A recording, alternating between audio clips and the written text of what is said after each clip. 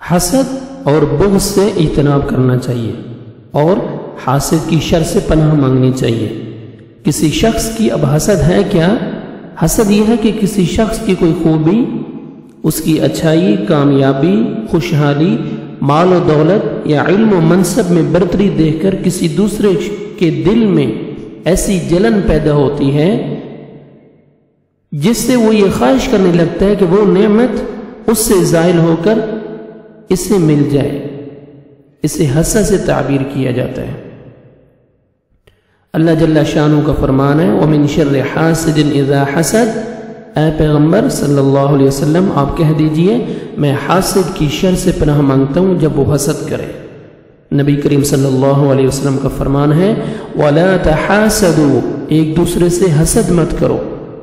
سیدنا زبیر بن عوام رضی اللہ تعالیٰ عنہ سے روایت ہے نبی کریم صلی اللہ علیہ وسلم نے فرمایا تم سے پہلے جو امتیں گزری ہیں، تم سے پہلے جو لوگ گزرے ان کی بیماری یعنی حسد اور بغض یہ تمہارے اندر سرایت کر جائیں گے،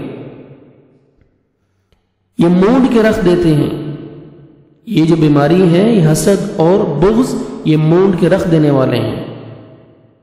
لا اقول تحلق الشعر، میری مراد یہ نہیں کہ یہ بال کو مونڈ دیتے ہیں، وَلَكِنَّهَا تَخْلِقُ الدِّينَ، بلکہ یہ دین کو مونڈ کے رکھ دیتے ہیں۔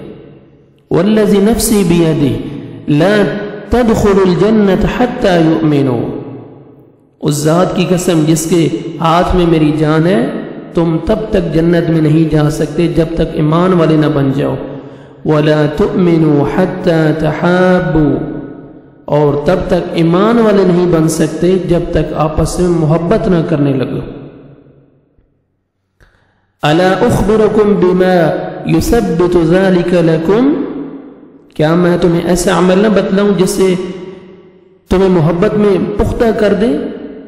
ایسا عمل جو تمہیں محبت میں پختہ کر دے، ایسا میں تمہیں عمل نہ بتاؤں؟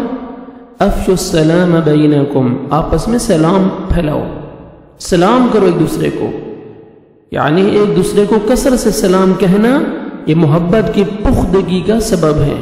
پختہ ہوگی محبت آپ کی ایک دوسرے کو سلام کرنا، اور حسد اور بغض جیسی بیماری اس سے انسان دور رہے گا۔ اور حسد اور بغض کی بیماری سے سلامت رہنے کا یہ بہترین ذریعہ ہے سلام کہنا، کثرت کے ساتھ ایک دوسرے کو سلام کہنا۔ اللہ سبحانہ و تعالی اس بیماری سے، حسد اور بغض سے ہمیں محفوظ رکھے۔